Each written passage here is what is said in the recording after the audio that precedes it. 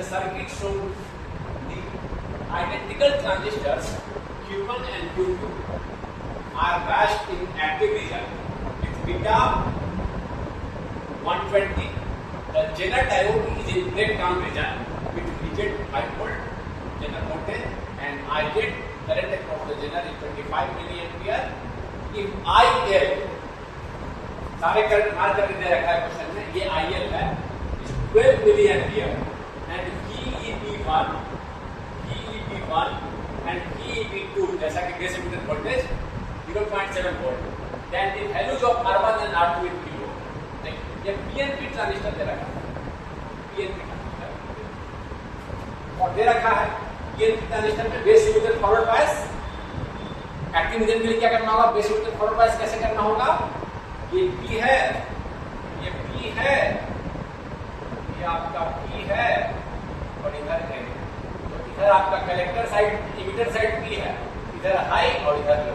लेकिन just ampere में इधर हाई करते तो उधर लो, एम्पियर में क्या था, ये N था और ये P था, P साइड हाई, लेकिन यहाँ क्या है PNP है, वो P है, P साइड हाई, ये दे रखा है, P साइड P है हाई है, इससे वोल्टेज ड्रॉप दे रखा है 0.6।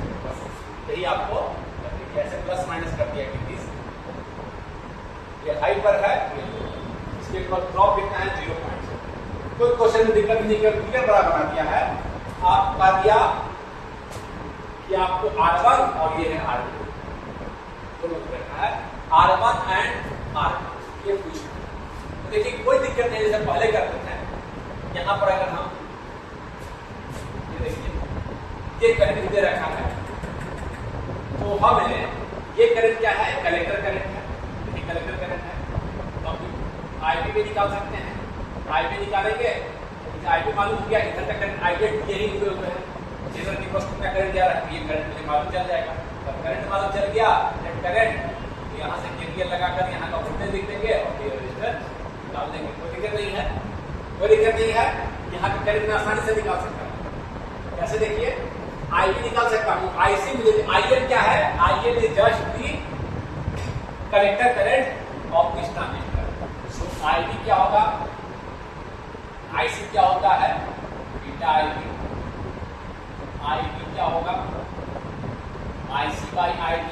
IC आपका दे रखा है, लेकिन IL नहीं है, IC कलेक्टर है, दे रखा है कितना, लेकिन 12 मिलियम्पियर, 12 मिलियम्पियर दे रखा है। तो IB कितना हो जाएगा, बीटा से डिवाइड कर देंगे, बीटा है 120 यानी 1/10 मिलियम्पियर, इसको लिख सकते हैं 0.1। IB मुझे मालूम चल गया, क्या मालूम चल गया जी, IB 0.1 मिलियम्पियर ये मालूम चल गया। तो यहाँ का ये IB मालूम है, डायरेक्शन में दे रखा है, सब कुछ दिखा रखा है। और ये IZ कितना रहा इधर से 25 मिलियम्पियर, इस ब्रांच का करंट कितना हो गया, एक I1 कितना हो गया, I1 25 इधर से आ रहा था, जेनर में क्रॉस करंट दे रखा है 25 प्लस 0.01 25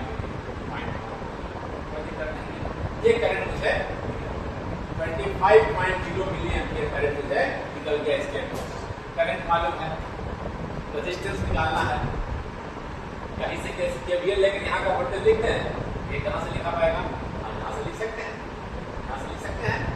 यहाँ का वोल्टेज कितना होगा जी, 20 माइनस 0.7 ऐसे लगा रहा है KVL, ये हाई ये लो, 0.7 का ड्रॉप ऐसा होता है। PNP ट्रांजिस्टर है, इस तरह से इमिटर और बेस के बीच में 0.7 वोल्ट का ड्रॉप, 20 यहाँ से KVL लेके यहाँ का वोल्टेज लिखते हैं, करंट मालूम है, रेजिस्टेंस निकालना है, वोल्टेज मालूम कर जाता है, तो I इक्वल R करके हम यहाँ का रेजिस्टेंस निकाल सकते हैं।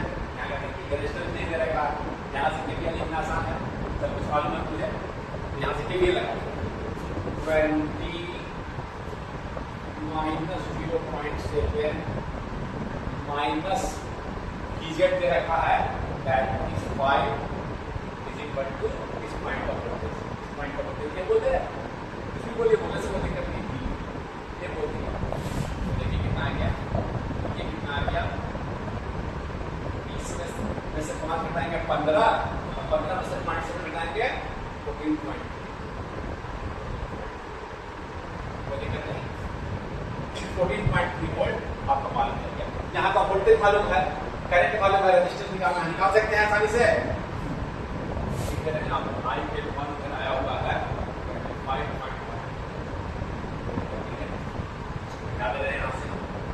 तो आपका देखिए यहाँ का वोल्टेज मालूम है आई, यहाँ का current I1 into R1 is equal to 14.3। I1 मालूम है, अभी हम निकाल चुके हैं 25.1 milli ampere into R1 is equal to 14.3। कैसे? 25 इधर से आ रहा था, 0.1 ये निकाले थे, तो ये आपका आ गया, ये आपका आ गया R1 कितना आया? R1 आया 14.3 डिवाइडेड बाय 25.1 मिली एम्पियर है, तो प्रोजेक्ट हो जाएगा कितना आया? ये आपका आया, कैलकुलेटर से कर लेते हैं, 14.3 divided by 25.1, this comes out to 0.569 kilo ohm. ये ऑप्शन में है, देखिए 1.4 14 16 46 ये देखिए लगभग आ गया answer 0.6 kilo. 0.6 kilo ohm is the resistance R1। ये हम लोगों ने निकाल दिया। अब क्या कह रहा है जी? अब कह रहा है कि R2 भी निकालो। अब कह रहा है R2 भी निकालो। तो R2 के लिए देखिए क्या करें, केवीएल लगा दे, यहाँ से केवीएल लगा देते हैं, वोल्टेज भी मालूम है, ये वोल्टेज भी मालूम है, आज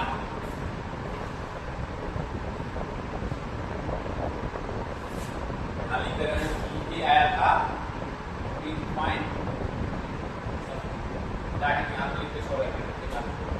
अब देखिए यहाँ से केवीएल लगा देते हैं, R2 20 माइनस IE/R2। I कितना है जी? IB प्लस IC कितना होगा? I क्या होता है? Base current plus collector current कितना है मेरा? बेस और कलेक्टर करंट कितना है मेरा?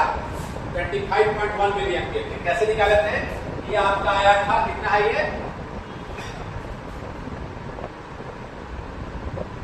ये करंट कितना निकाला था? हाँ दे रखा था ना आपका, दे रखा था नहीं वो निकाले, सॉरी दे रखा था, कितना दे रखा था? 12 मिली एम्पियर, सॉरी ये दे रखा था 12 मिली एम्पियर ये करंट। और IB हम निकाल चुके हैं। IB कितना निकाले थे हम? IB कैसे निकाले थे? IC equal to beta IB करके हम IB निकाले थे, कितना आया था? 0.1 मिली एम्पियर। नेगलेक्ट भी कर सकते हैं, IB को नेगलेक्ट भी कर सकते हैं, IC इक्वल टू I करके भी आपको लमसम आंसर आ जाएगा। तो देखिए I कितना है जी? I कलेक्ट इंटरकरेंट कितना आया मेरा? I कहाँ लिख देते हैं? यही लिख देते हैं, पर यहाँ I लिख देते हैं। I मुझे मालूम है कितना आया है?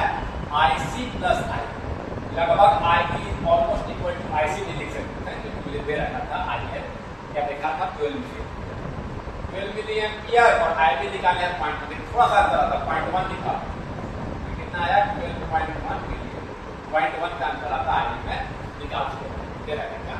तो ये हम लोगों ने कोई दिक्कत नहीं है, IE हम लोग निकाल चुके हैं 12.1 मिली एम्पियर। अब देखिए 20 माइनस 12.1 मिली में है इंटू R2, ये मिली में है, R2 माइनस 0.7 माइनस यहाँ का वोल्टेज है ना, यहाँ से होता है यहाँ का वोल्टेज मालूम है इज इक्वल टू 0। यहाँ से आप जाके आप दिखाते हैं, यहाँ से आगे ड्रॉप कितना है? ग्राउंड पर आकर 14.3 का ड्रॉप था, R2 कितना आएगा? R2 कितना आएगा? ये R2 आएगा आपका 12 माइनस 0.7 माइनस 14.3,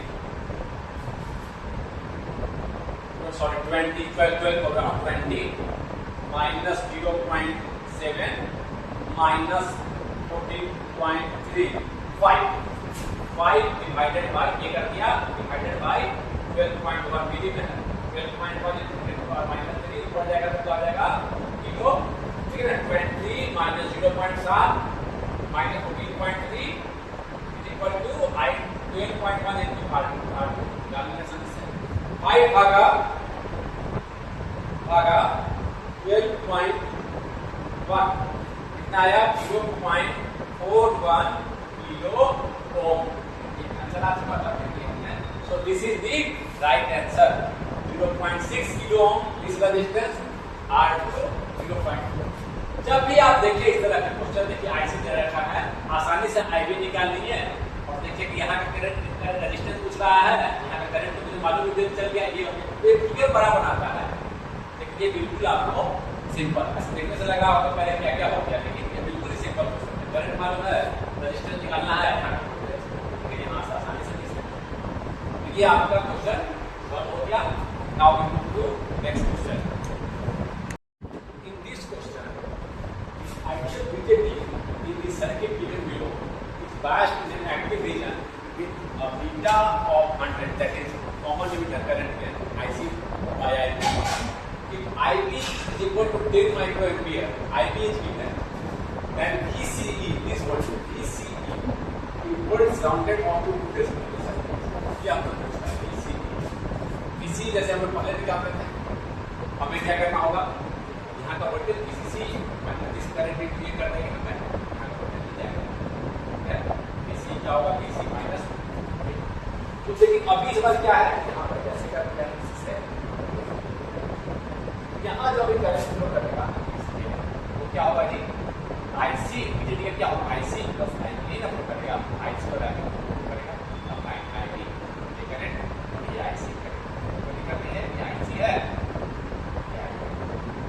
इसमें क्या फ्लो करेगा, IC कोई दिक्कत नहीं इसमें। तो पहले हम IB दे रखा है, IC निकाल लेते हैं। IB दे रखा है आपको, IB दे रखा है 10 माइक्रोएम्पियर और जानते हैं IC is equal to beta IB। तो आपका IC जो हो गया 100 IB is 10, that is 1000 micro is minus 6, या आपका बन जाएगा 1 मिलियन। ये हमको मालूम चल गया IC। ठीक है, कोई दिक्कत नहीं, हमको कुछ दिक्कत नहीं, बहुत ही सिंपल क्वेश्चन था।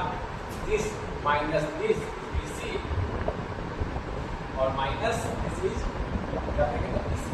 VC क्या होगा, बता सकते हैं VC क्या होगा, आपका पहले VC का वोल्टेज निकाल दे रहे हैं, पहले VC निकालना है आपको, क्या होगा, पहले VC निकाल दे रहे हैं, VC क्या होगा, क्या चीज से कंबाइंड निकाल सकते हैं आप, VC ऐसे निकाल दीजिए, VCC माइनस ICRC।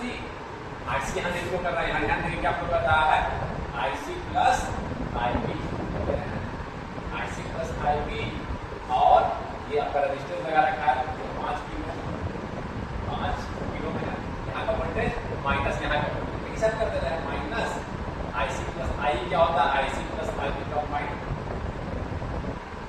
तो यहाँ का दे रखा था आपका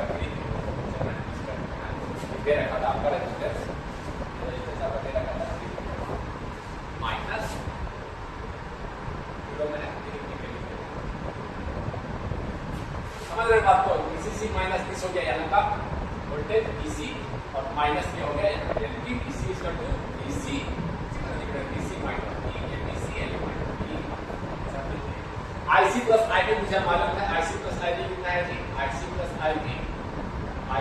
IB है आपका 1 मिली एम्पियर प्लस काफी छोटा करंट है, बेस का करंट है 10 माइक्रोमीटर, माइक्रो को मिली बदल देते हैं, कितना आएगा, माइनस से इधर एडजस्ट करें, माइनस 3 और माइनस 3 हो जाएगा तो 1 2 3.01, थोड़ा सा अंतर हुआ। IC and IB are almost equal, IB का IC एंड IE तो यही है, कंबाइन कर दिया तो 0.01, ये देखिए ये आपका आया 0.01, कंबाइन करेंगे तो कितना आएगा, IC के तो आपका क्या लिखते हैं, IB को लिखते हैं, IC प्लस IB कितना आ जाएगा 1.01 मिलियन, तो दिक्कत 1.01 मिलियन, कोई दिक्कत नहीं है। अब हम क्या कर रहे हैं, आसानी से लिख दे रहे हैं, VC क्या लिख दे रहे हैं, VCD 10 ये लगा है 10 माइनस 5 किलो में है into 1.01 kilo and kilo will adjust, kilo and milli will adjust, minus 3 into 1.01, linear zero will adjust. ये आपका आ गया 10 माइनस 5.01 5.05 मल्टीप्लाई करेंगे मतलब से 5 और 5 माइनस 3.03। ये आपका है 10 माइनस 5 और 3 8 8 माइनस करेंगे तो 2 10 से 8 9 1.92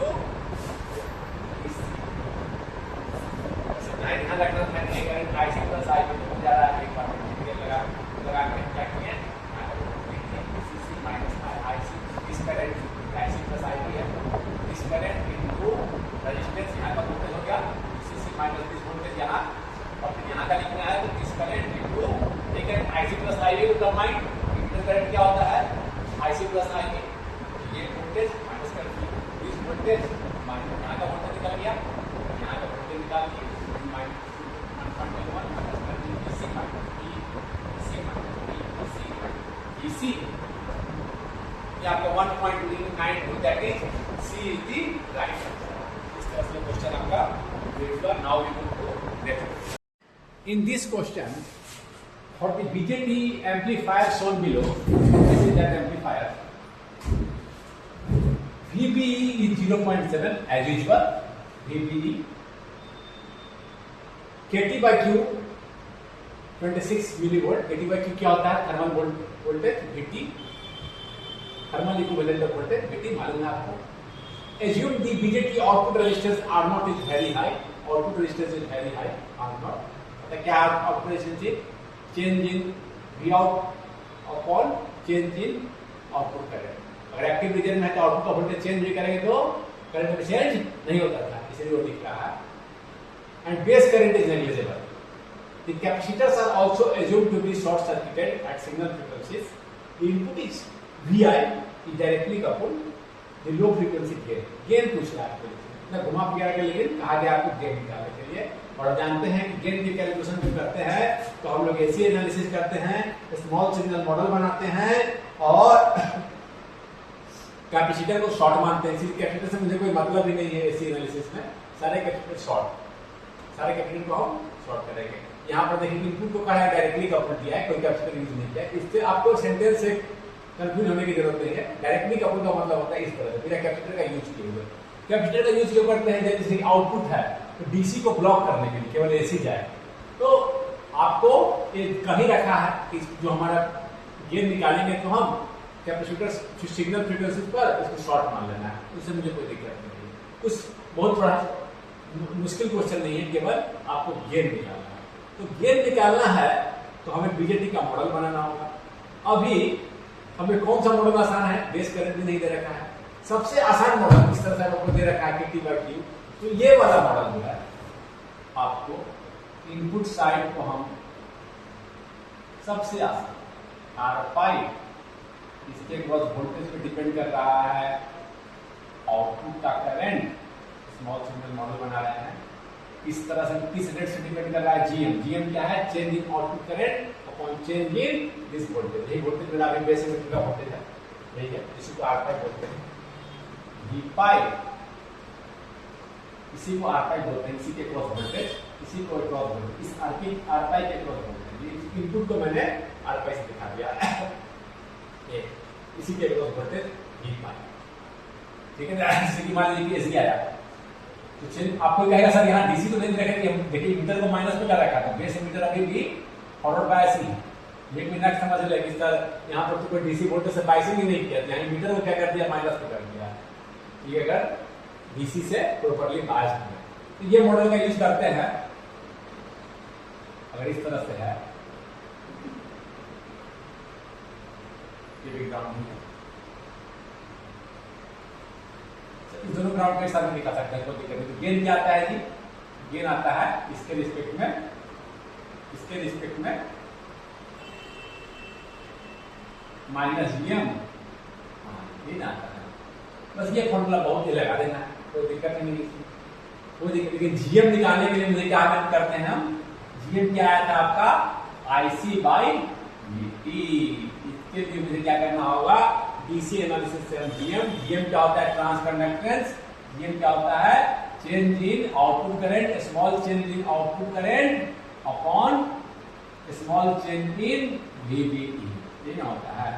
जब निकालते हैं तो क्या आता है, ये आपका है थोड़ा सा क्वेश्चन बहुत इजी है, ये आपका इस पॉइंट पर निकालता है उस पॉइंट का करंट अपॉन उस पॉइंट का करंट, यानी उस पॉइंट का मतलब उस पॉइंट का करंट मतलब डीसी पॉइंट का, तो डीसी पर वहां का करंट निकाल लेंगे, डीसी करंट इस पे करंट यहाँ का करंट निकाल लेंगे, वही आपका आईसी बाई dt, एक होता है आईसी बाई dt। यहाँ पर चेंज कर रहे हैं तो आईसी का चेंज, तो जिस पॉइंट पर निकाल रहे हैं उसी पॉइंट का करंट आईसी बाई dt, कोई दिक्कत नहीं। कौन सा करंट, डीसी करंट, कोई दिक्कत नहीं इसमें आपको सब समझाया हुआ है, फिर भी मैं लिख दिया। तो अब आपको आईसी निकालना होगा इस मॉडल का यूज करने के लिए, आईसी फिर से इसको मॉडल को बनाएंगे। अब मुझे क्या है जीएम का यूज करते हैं अगर हम, तो मुझे आईसी निकालना होगा। तो आईसी निकालने के लिए क्या करना होगा, for IC we have to use DC model. DC model के लिए क्या करते हैं, एसी को हटा देते हैं और सारे कैपेसिटर को ओपन मान लेते हैं। फॉर डीसी एनालिसिस हम डीसी एनालिसिस कर रहे हैं या डीसी एनालिसिस कर रहे हैं, क्यों कर रहे हैं, आईसी को निकालने के लिए। सबसे आसान मेरा मॉडल है वो, एक बार में केवल जीएम निकालना है और जीएम मुझे आसानी से, डीसी के समय एसी को रिमूव कर देंगे, कैपेसिटर को ओपन मान लेंगे, यहाँ डीसी को एसी को रिमूव किए तो ये आपका ग्राउंड 10 वोल्ट, ये आपकी सिचुएशन बनी। अब क्या निकालना है मुझे निकालना है आपका आईसी। आईसी निकालने के लिए मैं क्या करूंगा, आईसी निकालने के लिए मुझे क्या करना है आपका, अगर मैं यहां से केवीएल लगाकर आई निकाल सकता हूं आसानी से। यहां पर पहले से हमेशा क्या कीजिएगा, बेस वाले ब्रांच पे हम केवीएल लगा दीजिएगा। देखिए क्या करेंगे, जीरो, यहाँ निगेटिव वोल्टेज इसलिए फॉरवर्ड बायस है, तो ये ना समझे सर तो फॉरवर्ड बायस है ही नहीं, देखिए यहाँ निगेटिव कर दिया है, जीरो माइनस, हमेशा स्टेज के बीच में ड्रॉप कितना होगा base emitter NPN transistor, this will be high this will be low, drop कितना होगा बेस मीटर के बीच में 0.7 माइनस यहाँ का वोल्टेज, चलो यहाँ का वोल्टेज निकाल के या चलो यहाँ का वोल्टेज निकाल लिए या केवल पूरा लगा रहा, चलिए कोई दिक्कत नहीं, आई इनटू आर ई, ये क्या है -10, तो आपको क्या हो जाएगा -10 यानी कि वोल्टेज का राइट मिला ऐसे -10 वोल्ट लगा हुआ है, ऐसे zero drop minus voltage right plus, समझिए बात को, ऐसे भी माइनस, तो आप इसे कोई तब्दील होने की जरूरत नहीं है, समझाने के लिए बता दिया, ठीक है ना, कोई दिक्कत नहीं। तो कितना आ गया आई, ये भी लगाना जानते होंगे 10, बता दिया कि यहाँ पर माइनस है तो ऐसे लगा हुआ है माइनस ऑफ, ऐसे भी कर सकते हैं जीरो ड्रॉप करंट से ज्यादा ड्रॉप और ये राइज प्लस राइज के लिए प्लस, समझ गए बात को ना।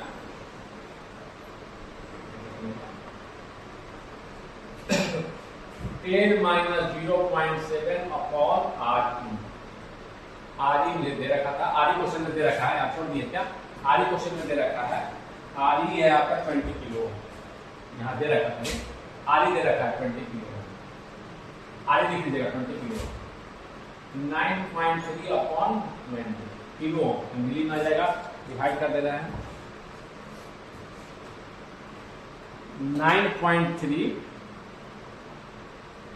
भागा 20, 0.465 मिली एम्पियर, 0.465 मिली एम्पियर आपका आया जब 20 से मैंने डिवाइड किया, कोई दिक्कत नहीं है, समझ गया बात को। तो मेरा क्या निकल गया आपका एक तरह से क्या निकल गया, आपका एक तरह से आई और आईसी लगभग बराबर होते हैं, आईडी कम ही रहा है, बेस करंट इज नेग्लिजिबल, तो आपका आईसी लगभग आई ओके 0.465, कोई दिक्कत आपको मिल गया। अब आपको निकालना है जीएम, कोई दिक्कत नहीं हुआ इसमें, केवीएल कर लिए हम लोग, सिंपल केवीएल लगाएं, आसानी से आप समझ गए, आईडी बेस करंट नेग्लिजिबल है, तो आईसी और आई लगभग बराबर है। जीएम कितना आ गया, जीएम मींस हमेशा ध्यान रखिएगा आईसी बाय वीटी। आईसी कितना आया है 0.465 मिली में है, अपॉन वीटी मिली में है 26, तो करके कितना आएगा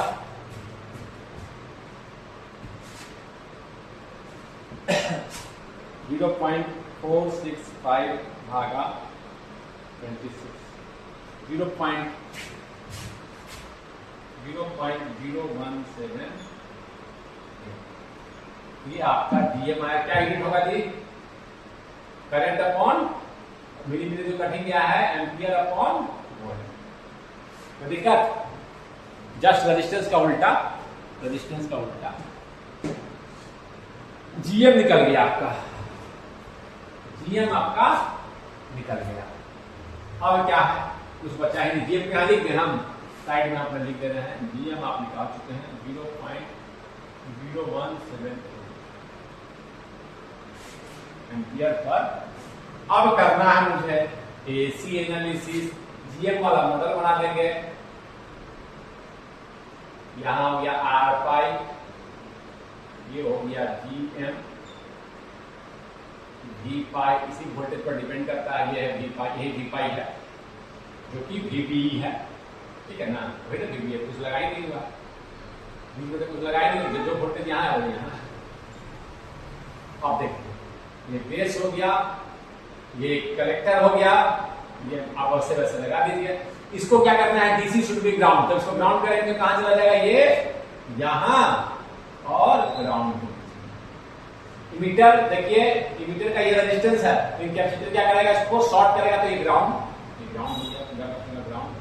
सारे ग्राउंड को एक साथ भी कर सकते हैं, कर दीजिए, अलग अलग भी कर सकते हैं, यहाँ ग्राउंड एक साथ कर दीजिए, ठीक है। ये ग्राउंड पे इमीटर, ये रेजिस्टेंस यहां से देखिए वीसीसी शॉर्ट किए तो ग्राउंड, डीसी को क्या करना है शॉर्ट करना है, ग्राउंड। ये कैपेसिटर को एसी एनालिसिस के लिए शॉर्ट समझेंगे, ये कैपेसिटर ये आरसी था, ये कैपेसिटर इससे शॉर्ट हो गया तो ये वी आउट, और ये कहां है ग्राउंड से लगा हुआ, देखिए शॉर्ट हो गया, कैपेसिटर शॉर्ट,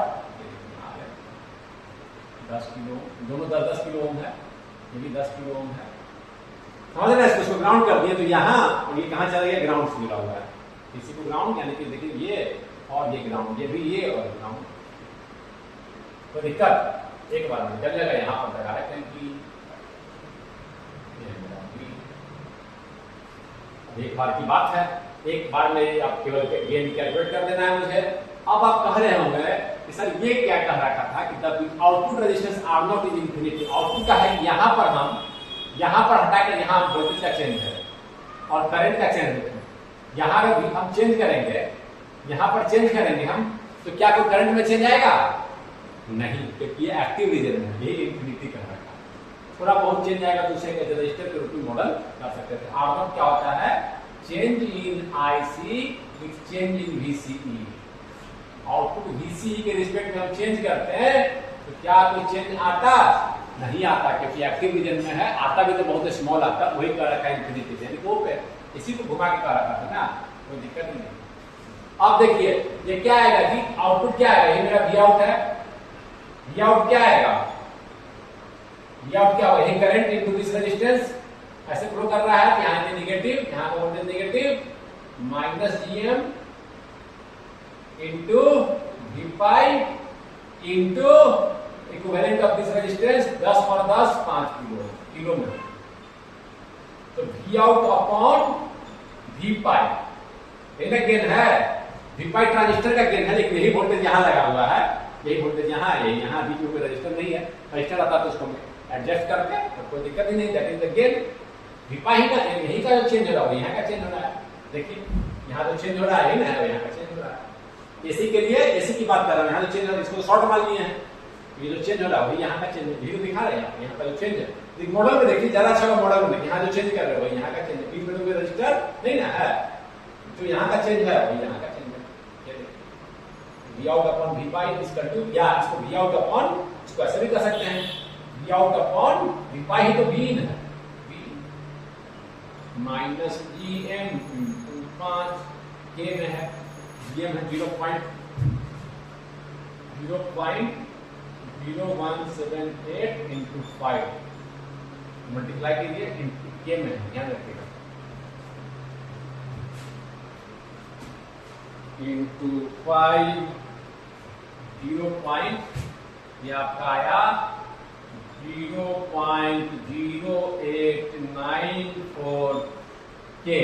एक को एडजस्ट करेंगे तो 1000 को एडजस्ट करेंगे तो 1 2 3 89.4 साइन के साथ लिख दिए 89.4 माइनस का मतलब है कि खेत का रिवर्सल रहेगा।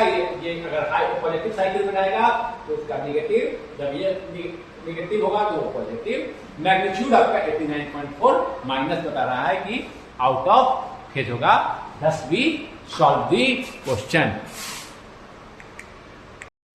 आज मैं इस चर्चा में एक चर्चा करना चाहता हूं आज, that is relation between different models of BJP. हम कोई भी मॉडल यूज करें, हम 3 मॉडल लिख दिए हैं यहाँ पर, R5 GM V5 R5 input side, output side is a dependent current source. यहाँ मैंने वोल्टेज पे डिपेंडेंट दिखाया है। Output side is a current source, यहाँ मैंने करंट पे डिपेंडेंट दिखाया। ये आपका कलेक्टर है, ये आपका इमीटर है, ये आपका base collector emitter base collector, कोई दिक्कत नहीं है। मैंने इस तरह से दिखाया है एक बीजेटी। मान लीजिए कि आपने इस तरह से, ये आरसी है, आपने इसे बाइसिंग किया है, बायस्ड इट डीसी वोल्टेज। यहां मैं सिंप्लिसिटी के लिए इस तरह से दिखा रहा हूं, ये डीसी वोल्टेज, इसी पर एसी भी दिखा दे रहा हूं इस तरह। इस चेंज के लिए मॉडल खींचा गया है, इनपुट साइड आउटपुट। तो अब आपको ये 3 मॉडल, ये मॉडल और ये मॉडल तो लगभग सेम ही है। बीटा के जगह यहाँ HF भी लिखे हैं, RPi की जगह HI लिखे हैं।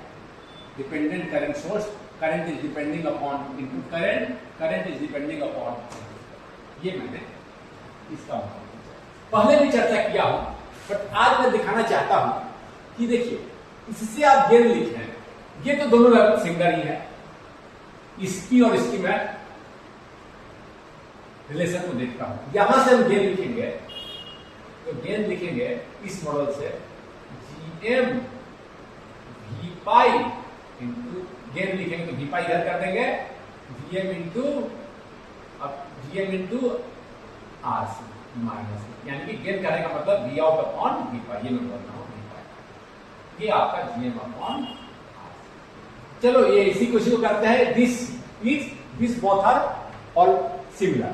बीटा की जगह करंट गेन की जगह HF, कोई दिक्कत नहीं है। HF is also small signal parallel input impedance. इसी को देखिए, यहां से करंट गेन लिखेंगे तो जी, यहां से गेन लिखेंगे, सॉरी वोल्टेज गेन लिखेंगे तो हम लिखेंगे, पहले भी करा चुके हैं, बीटा करंट गेन इंटू ये RC है, RC अपॉन इनपुट इंपेडेंस। यहां लिखेंगे तो सिमिलर लिखेंगे, गेन लिखेंगे बीटा का जगह HFE RC upon input impedance. Input impedance का नाम यहां कर दिए हैं, कोई दिक्कत नहीं, समझ गए बात को। यहां ध्यान दीजिएगा, जब बीटा वाला लिखेंगे तो नीचे इनपुट में आपका इनपुट इंपेडेंस आ जाता है, इनपुट इंपेडेंस आ जाता है। जब बीटा लिखते हैं, करंट गेन की टर्म लिखते हैं तो current gain upon input impedance, current gain into RC upon input impedance. ये फैक्टर क्या आ रहा है, RC तो इसमें भी आ रहा है। करंट गेन वाले जब इक्वेशन यूज करते हैं तो नीचे में क्या आता है, इनपुट इंपेडेंस, कोई दिक्कत नहीं है। यानी कि GM, अगर दोनों गेन तो सेम ही देगा, इससे निकाले चाहे तो इससे निकालिए, दोनों सेम है। यानी कि GM जो है यहां से आ गया बीटा बाई RPi की इक्वल, रिलेशन बता दिया। ऐसे भी मैंने पहले शुरू में दिखाया था कि GM जो होता है IC बाई VT होता है, ऐसे भी निकाल सकते हैं। इसको अगर हम IC बाई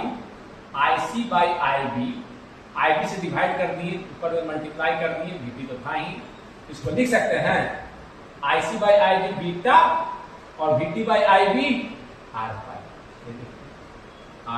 इस साइड क्या करते हैं, इस साइड क्या करते हैं, तो IC से डिवाइड किए, जो IC से लिखते हैं, और जब इधर से करते हैं तो आपका IB लिखते हैं, कोई दिक्कत नहीं है। RPi इनपुट साइड के लिए कोई दिक्कत? इनपुट साइड के लिए VT बाई IB को लिख दिया, यहां से भी सीखा है आपका VT by IB।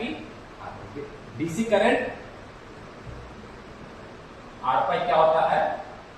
VT upon DC current, जैसे कि डायोड का निकालते थे सिग्नल। समझ के बात को? दोनों तरीके से सेम आया, देख लिया ये रिलेटेड चीज। जब इसमें गेन लिखिएगा तो आपका current gain upon input impedance, बस इतना ही लिख देना है। इसमें तो बिल्कुल आसान है, कोई दिक्कत नहीं है। आप क्या का रिलेशन समझ गए, कैसे रिलेटेड है? ये दोनों एक ही चीज है। बीटा की जगह HFP small signal current gain upon input impedance HI। कोई दिक्कत है? समझ के बात को? कोई दिक्कत? अब मान लीजिए यहां पर एक रेजिस्टेंस भी दे, यहां पर एक रजिस्टर भी दे, यहां एक रजिस्टर। अब आप फिर से खींचेगा नया इफ आप लिखेगा, कैपेसिटर लगाकर इसको बाईपास नहीं किया है। If there is a register at emitter पर एक रजिस्टर है जिसका नाम है R। तब हम क्या करेंगे? अब यहां तक फिर से आप खींचिएगा, ठीक है ना? यहां पर तीनों को अलग लिख देते हैं। गेन निकाले हैं क्या हम? ये आया है GM इंटू RC, यही गेन आया है आपका GM सॉरी, जैसे वहां लिखे थे दोनों same, beta by input impedance.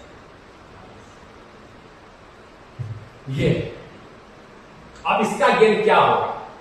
RE को बाईपास नहीं किया, तो मॉडल में क्या करेंगे? आप यहां लिखने के बाद लिखिए, आप लिख दिए हैं, उसके बाद फिर से लिखिए। क्या ये ग्राउंड पर रहेगा? यहां एक रजिस्टर लगा दिए, यहां एक रजिस्टर लगा दिए, यहां एक रजिस्टर लगा दिए,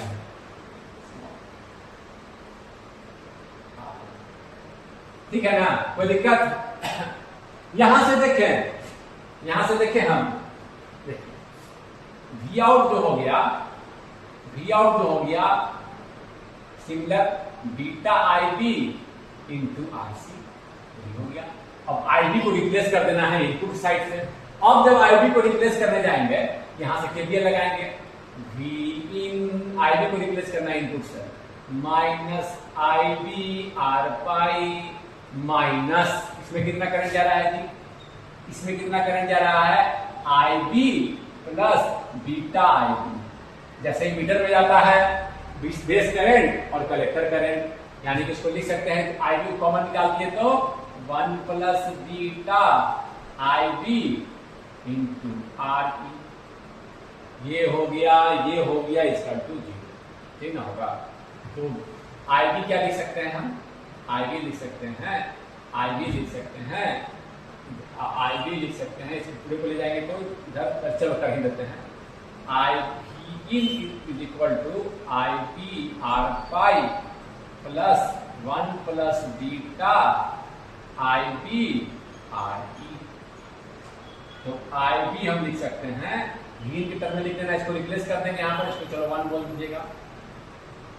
मीन तो यहां तभी ना वी आउट अपॉन वी का रिलेशन आएगा, R pi upon 1 plus beta. तो हम लिख सकते हैं वी आउट, पुटिंग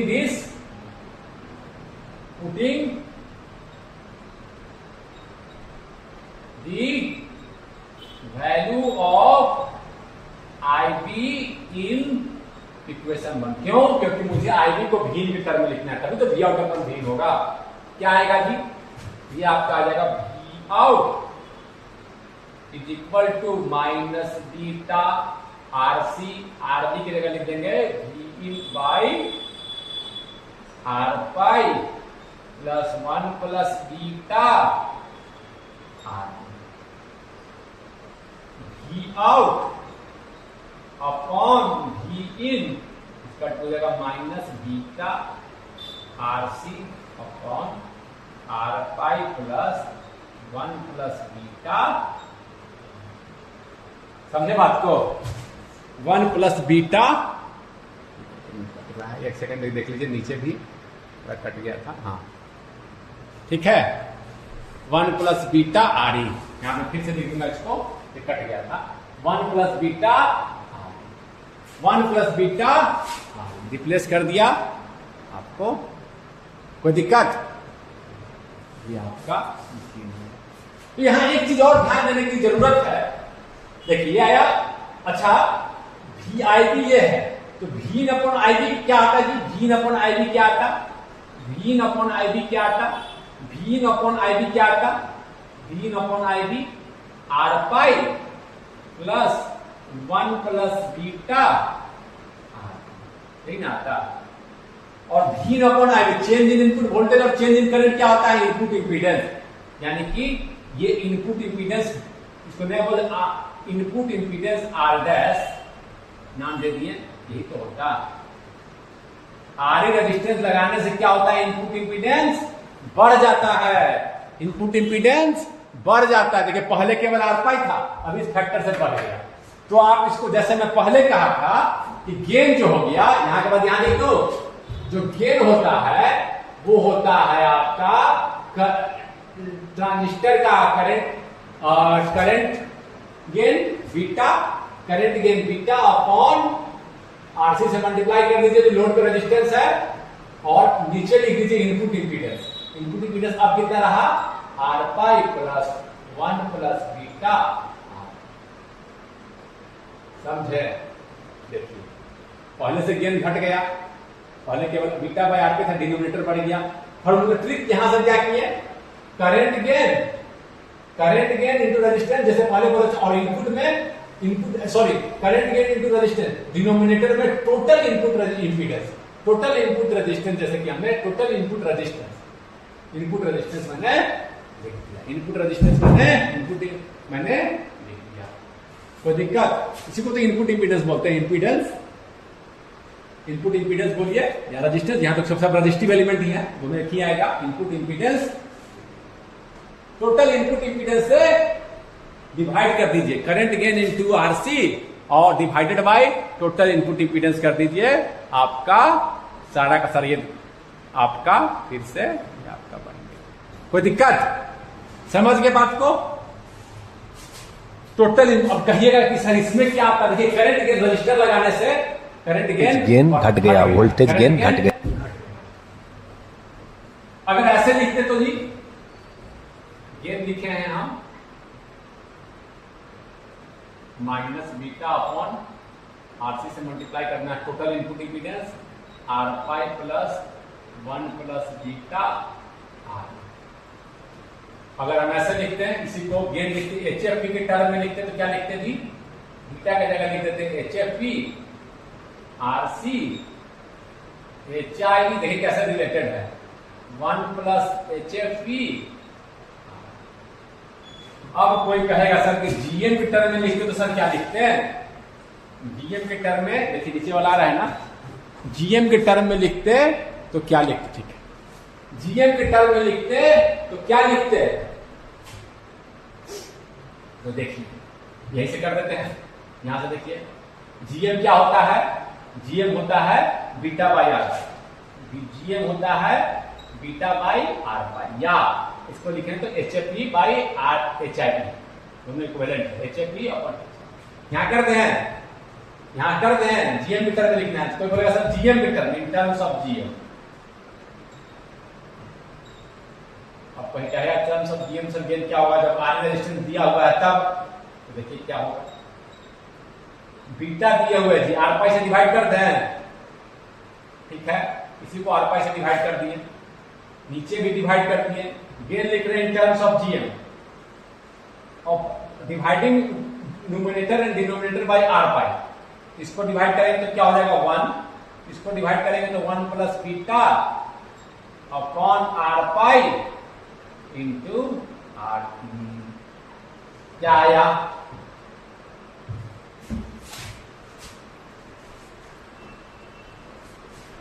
गेन क्या आया?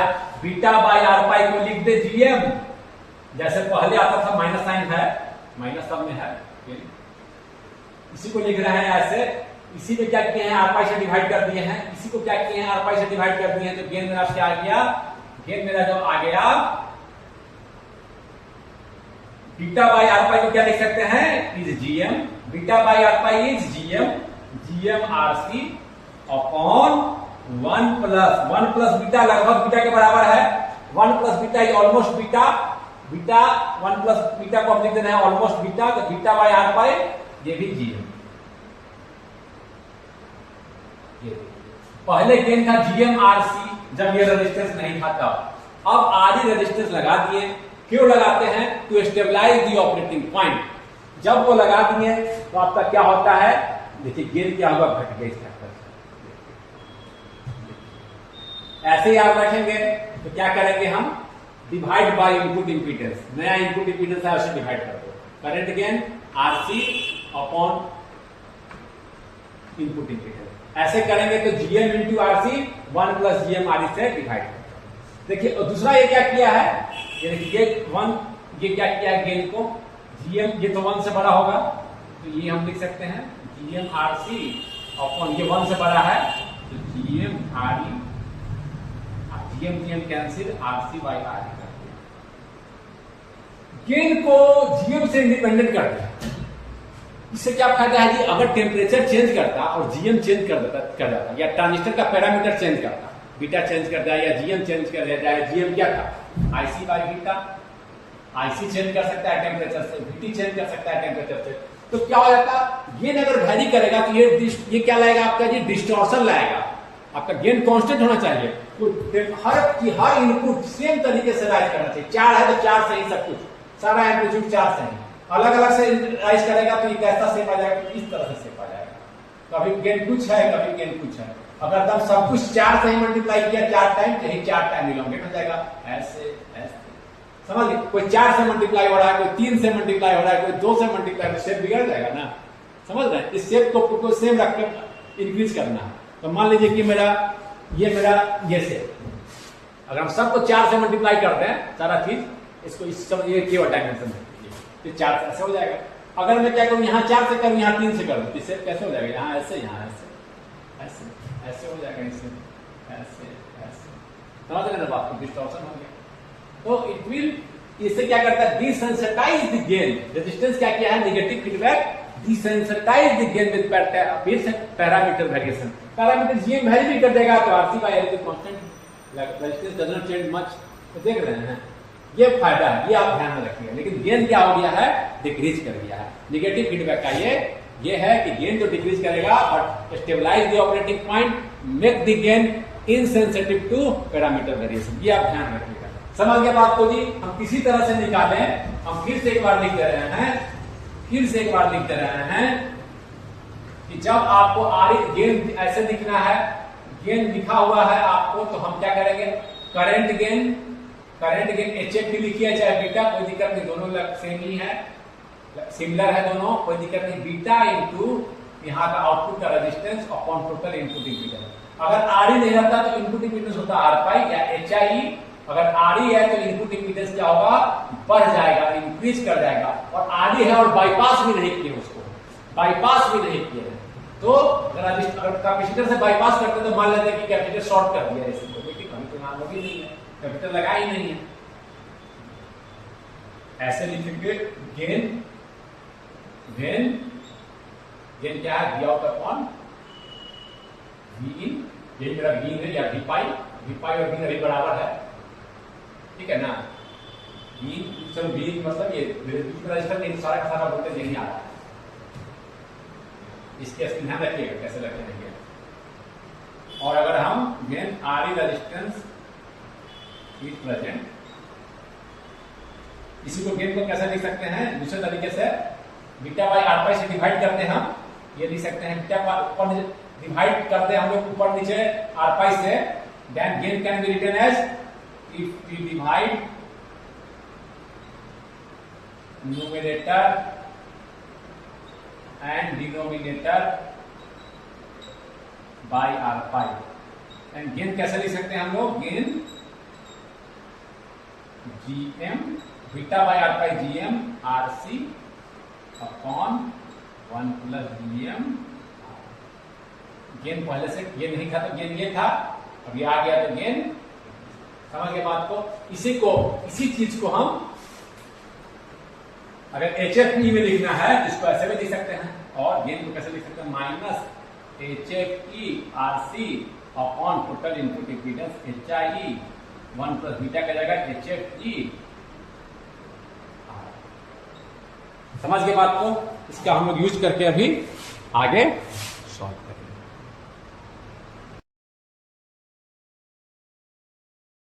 In this question, in the circuit shown below, transistors Q1 and Q2 are biased at a collector current of 2.6 milliampere. Biased at 2.6 milliampere. ठीक है? Assuming transistors current gain are sufficiently large to assume collector current equal to meter current. कितना बड़ा sentence लिखा है? Collector current is equal to meter current. Emitter अगर large है तो क्या है इसका मतलब? IC by IQ. इसका मतलब कि बेस करंट काफी छोटा है, वेरी लार्ज, और IC काफी ज्यादा है। बेस काफी छोटा, इसका मतलब क्या है? बेस करंट काफी छोटा, इसका मतलब क्या है? IE और IC बराबर है लगभग, ऐसे भी लगभग बराबर। IB नेग्लिजिबली स्मॉल है, नेग्लेक्ट कर देंगे तो IE और IC बराबर। ऐसे भी हम जानते ही हैं कि IE और IC लगभग बराबर होते हैं, बेस करंट काफी। इसी को इतना बड़ा सेंटेंस लिखा है और आपको इतना ही है। थर्मल वोल्टेज दे रखा 26 मिलीवोल्ट, ठीक है। Magnitude of the voltage gain, voltage gain देखिए थर्मल वोल्टेज क्यों देता है, जान लीजिए जीएम वगैरह निकालने में इसका यूज होता है, इसीलिए आपको हमेशा ये दे देता है। समझ गए ना बात को? अब कहा गया सर कि 2 ट्रांजिस्टर लगा दिया सर, स्मॉल सिग्नल एनालिसिस करना है। डीसी एनालिसिस की जरूरत ही नहीं है क्योंकि दे रखा है डीसी करंट दे भी रखा, और फिर पूछ भी रहा है स्मॉल सिग्नल का गेन। डीसी एनालिसिस की कोई आवश्यकता भी नहीं है अभी मुझे है, इसमें केवल गेन पूछ रहा है। अब कहिएगा सर 2 ट्रांजिस्टर दे दिया, यहाँ भी एक पीएनपी ट्रांजिस्टर लगा दिया है, यहाँ सिग्नल चेंज हो रहा है, क्या होगा सर इतना बड़ा ट्रांजिस्टर? तो देखिए दूसरा जो ट्रांजिस्टर लगा हुआ है स्मॉल सिग्नल मॉडल के लिए, हम इसको यहाँ से अगर वोल्टेज चेंज करें तो यहाँ क्या करंट का चेंज होगा, बस उसकी सर्किट को इससे इतना ही मतलब है कि यहाँ वोल्टेज का चेंज करते हैं तो करंट का चेंज क्या होता है, यानी कि उसकी इक्विवेलेंट इनपुट इम्पीडेंस, उसी को इनपुट इम्पीडेंस बोलते हैं, उससे हम रिप्लेस कर देंगे। देखिए जिस ट्रांजिस्टर में सिग्नल दिए हुए हैं वो तो ठीक है, इसके लिए क्या है, ये पूरा क्या है, चेंज इन V क्या हो रहा है और चेंज इन I क्या हो रहा है, इसी से मतलब है आपको इस एनालिसिस में, उसी से मतलब है, बाकी कुछ भी लगा हो यहाँ अगल बगल में।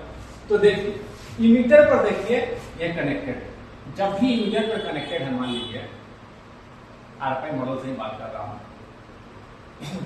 या अगर हम उसके लिए चर्चा करेंगे, मैं आता हूं पहले, तो इसको इनपुट इंपीडेंस से हम रिप्लेस कर देंगे। इनपुट इंपीडेंस से क्या करेंगे, इसको हम रिप्लेस करेंगे। इनपुट इंपीडेंस क्या होता है, change in V upon change in I, यानी कि अगर हम इस ट्रांजिस्टर की बात करें, इसके मीटर पर मान लीजिए कोई ट्रांजिस्टर है, ये ट्रांजिस्टर है, इसके इमीटर पर हम चेंज इन V देखें, चेंज इन V करें और चेंज इन I का रेशियो देखें, करंट में क्या चेंज आ रहा है, या चेंज इन I का रेशियो देखें, यही करते हैं V अपॉन I। ये पहले से बायस था, मान लीजिए इस तरह से कहीं बायस था, इस तरह से bias, change in V upon change in I का रेशियो ले लेंगे, वही इमीटर का इनपुट इंपीडेंस होगा। सबसे आसानी तरीके से हम क्या कर सकते हैं, हम जानते हैं कि पीएन जंक्शन है, मैंने बताया था कि पीएन जंक्शन में जब भी इस तरह से निकालेंगे हम, पीएन जंक्शन डायोड है की तरह है, ये P है और N है, forward bias PN junction diode की तरह ये जंक्शन है, P और N हमेशा क्या आएगा, जैसे डायोड में आता था, इस इमीटर पर हम चेंज करेंगे तो क्या आएगा, ये आपका आएगा VT अपॉन IE, उसका करंट से डिवाइड कर दीजिए डीसी करंट से, क्योंकि हम चेंज करेंगे जैसे डायोड में बढ़ता था वैसे ही आपका ये बढ़ेगा I। जिस पॉइंट पर निकाल रहे हैं उसी करंट से, यहाँ हम चेंज कर, पहले इतना था, हम चेंज कर रहे हैं, ये V चेंज कर रहे हैं यानी VP चेंज हो रहा है, ऐसा ही ना हो रहा है, V चेंज कर रहे हैं यानी VP चेंज हो रहा है, इस पॉइंट पर निकालना, उसी पॉइंट के करंट से डिवाइड करना, यही करना है। ये लगभग IC के बराबर है, यानी कि VT by IC भी इसको लिख सकते हैं, I और IC बराबर है, यानी VT by IC क्या होता है, 1 by GM। GM क्या होता है, IC by VT, पता है ना, GM IC by VT ट्रांसकंडक्टर, यानी RE जो होता है हमेशा 1 by GM के बराबर होता है। बस इतना ही से आपको क्या करना है, जब भी आप ऐसा देखें दूसरा एक और ट्रांजिस्टर लगा हुआ है तो उसको 1 by GM से, जैसे यहाँ पर मैंने खींच कर दिखाया कि ऐसे बायस कर रखा था, यहाँ चेंज कर रहा था, RE क्या होगा, बोलेगा यहाँ का इनपुट इम्पीडेंस क्या होगा, तो VI और change in voltage change in current, तो ये आएगा पीएन जंक्शन डायोड की तरह से आता था, उस पॉइंट का डीसी करंट, पहले जब नहीं था तो जिस पॉइंट पर डीसी करंट था उसी से डिवाइड कर दी। जब चेंज नहीं हो रहा था तो डीसी पे था, क्या था ना, यही डीसी करंट है, यहाँ पर था, अब चेंज कर दिए, यहाँ का चेंज और यहाँ का चेंज का रेशियो लेना है, जिस पॉइंट पर देखना है उसी पॉइंट की करंट से डिवाइड कर दी, कोई दिक्कत नहीं। क्यूसेंट करंट से मतलब क्यूसेंट करंट से डिवाइड कर दी, डीसी करंट से डिवाइड कर दी, जैसे, ठीक है ना, 1/GM ध्यान रखेंगे GM। और कैसे भी लिख सकते हैं देखिए, और यह भी ध्यान रखिएगा कि आरई रेजिस्टेंस सबसे कम होता है, देखिए आई करंट सबसे ज्यादा होता है, तो वहां अगर चेंज करेंगे हम सबसे कम होता है, आरई रेजिस्टेंस सबसे कम होता है, इनपुट इंपीडेंस ऑफ इमीटर सबसे कम होता है, इसका मतलब कि वहां चेंज करेंगे हम इमीटर पर तो large change in emitter current होगा, इसी ना ratio change in V upon change in R. क्यों? क्योंकि छोटा सा वोल्टेज चेंज कीजिए बहुत ज्यादा इमीटर इंजेक्ट करेगा इलेक्ट्रॉन, ये इंजेक्शन डायोड की तरह है, इमीटर इंजेक्ट करता है ना, ज्यादा इंजेक्ट करेगा, यानी कि थोड़ा ही सा वोल्टेज चेंज कर दिए है और बहुत ज्यादा करंट में चल जा रहा है, तो वहां का इनपुट इंपीडेंस कम होता है। इमीटर का सबसे बीजेटी के किस टर्मिनल पर वोल्टेज चेंज करेंगे तो ज्यादा चेंज इन करंट होगा, इमीटर, इसलिए कहते हैं इमीटर टर्मिनल पर बीजेटी के इमीटर टर्मिनल का इनपुट इंपीडेंस सबसे कम होता है, ध्यान रखिएगा। उसका आरई इज इक्वल टू 1/GM, ये ध्यान रखिएगा, सीधे सीधे बहुत काम आएगा, 1/GM या VT/I, VT/IC जो कहेंगे, VT/IC, VT/I, I को ऐसे लिख दो, बात बराबर,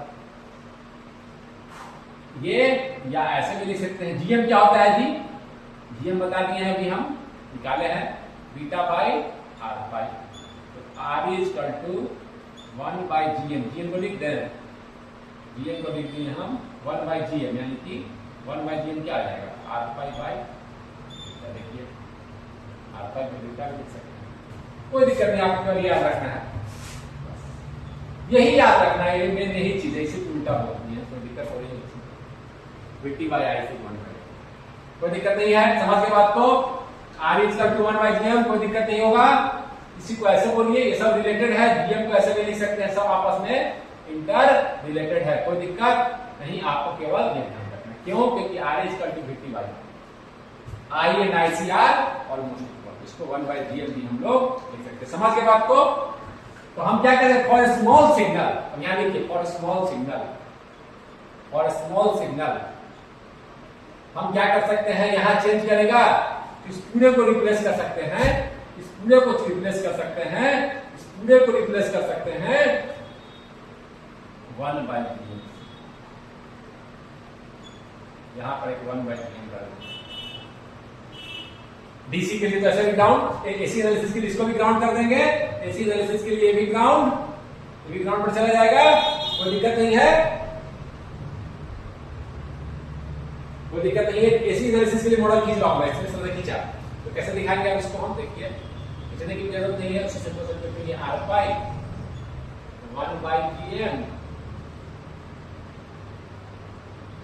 1/GM, इसका GM बराबर क्यों होगा,